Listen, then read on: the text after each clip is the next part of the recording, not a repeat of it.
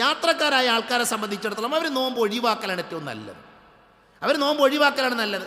വിശുദ്ധ ഖുർആൻ അല്ലാഹു പറഞ്ഞു, ഫമൻ കാന മിൻകും മരീലൻ ഔ അലാ സഫരിൻ ഫഇദ്ദത്തു മിൻ അയ്യാമിൻ ഉഖർ. നിങ്ങളിൽ രോഗിയായി അല്ലെങ്കിൽ യാത്രയിലായി അവരെന്ത് ചെയ്യണം?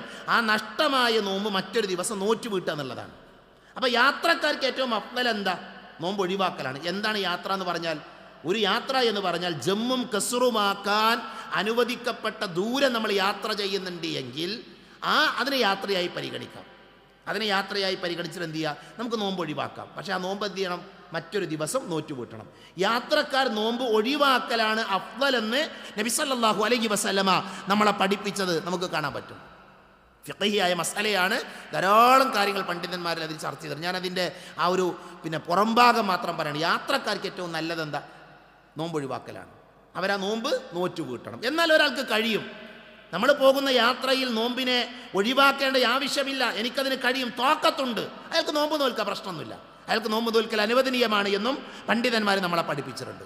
അതേപോലെ തന്നെ ഗർഭിണികളായ സ്ത്രീകൾ, മുലയൂട്ടുന്ന സ്ത്രീകൾ നമ്മുടെയൊക്കെ വീടുകളിൽ ചിലപ്പോൾ ഉണ്ടാകും. അവർ നോമ്പ് ഒഴിവാക്കാം, അവർക്ക് പ്രശ്നമൊന്നുമില്ല, അവർക്ക് നോമ്പ് ഒഴിവാക്കാം. കാരണം എന്താ? അവർക്കോ അവരുടെ ഗർഭാശയത്തിൽ വളരുന്ന കുഞ്ഞിനോ അല്ലെങ്കിൽ ജനിച്ച കുഞ്ഞിനോ പ്രശ്നമുണ്ട്. നോമ്പ് നോറ്റാൽ, ഒരു സ്ത്രീ നോമ്പ് നോറ്റാൽ അവരുടെ ഗർഭത്തിലുള്ള കുഞ്ഞിന് പ്രശ്നമുണ്ട്, അല്ലെങ്കിൽ കുഞ്ഞിന് പ്രശ്നമുണ്ട്, അല്ലെങ്കിൽ അവൾക്ക് തന്നെ പ്രശ്നമുണ്ട് എന്നുണ്ടെങ്കിൽ നോമ്പ് ഒഴിവാക്കാം, പ്രശ്നമൊന്നുമില്ല. പക്ഷെ എന്ത് ചെയ്യണം? ആ നോമ്പ് അവർ മറ്റൊരു സമയത്ത് നോറ്റ് വീട്ടണം. അതാണ് ഗർഭിണികളും സ്ത്രീകളും ശ്രദ്ധിക്കേണ്ട കാര്യം. അവിടെ കുറേ മസാല ഉള്ളത്. ഒന്ന്, ഈ നഷ്ടപ്പെട്ട നോമ്പ് പിന്നെ എന്താ ചെയ്യുക? ഇപ്പോൾ ഗർഭിണികളായ സ്ത്രീകൾക്ക് ഒരു മാസത്തെ നോമ്പ് നഷ്ടമാവും. ചിലപ്പോൾ അവർ ചെയ്യേണ്ട നോമ്പ് നോറ്റ് വീട്ടുക, ഫിദിയ കൊടുക്കലല്ല. ഫിദിയ കൊടുക്കൽ ആരാണ്? ഫിദിയ കൊടുക്കേണ്ടത് നോമ്പ് നോൽക്കാൻ സാധിക്കാത്ത ആൾക്കാരാണ്, നോമ്പ് നോൽക്കാൻ കഴിയാത്ത ആൾക്കാർ. ഇപ്പോൾ വൃദ്ധന്മാരായ ആളുകൾ, വയോവൃദ്ധരായ ആളുകൾ. അനസ് റളിയല്ലാഹു അൻഹുവിൻ്റെ ചരിത്രം വായിക്കുമ്പോൾ അദ്ദേഹത്തിൻ്റെ ജീവിതത്തിൻ്റെ അവസാന കാലഘട്ടത്തിൽ അദ്ദേഹം പ്രായാധിക്യം കാരണം, പ്രയാസം കാരണം 2 വർഷത്തോളം നോമ്പ് വിട്ടിട്ടില്ല. അന്ന് അദ്ദേഹം എന്ത് ചെയ്തു? ഓരോ മിസ്കീനുകൾക്ക് ഭക്ഷണം കൊടുത്തു എന്നുള്ളതാണ് ഹദീസിൽ നമുക്ക് വായിക്കാം, ചരിത്രത്തിൽ നമുക്ക് വായിക്കാൻ പറ്റും. അപ്പോൾ ഗർഭിണികളും മുലയൂട്ടുന്നവരും നഷ്ടമായ നോമ്പുകൾ നോറ്റ് വീട്ടിയാൽ മതി, ഫിദിയ കൊടുക്കേണ്ട ആവശ്യമില്ല. ചില ആൾക്കാർ ഫിദിയും കൊടുക്കും, നോറ്റ് വീട്ടും ചെയ്യും, അതിൻ്റെ ആവശ്യമില്ല. അവർ നോറ്റ് വീട്ടാണ് വേണ്ടത്.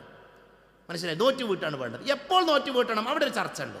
അപ്പോൾ കഴിഞ്ഞ റമദാനിൽ നഷ്ടമായ നോമ്പുകൾ ഇതാ നാളെയും കൂടി അവസരമുള്ളൂ, നാളെയും കൂടി അവസരമുള്ളൂ. അത് കഴിഞ്ഞാൽ കഴിഞ്ഞ റമദാനിലെ നോമ്പ് നോറ്റ് വീട്ടാൻ അവസരമില്ല.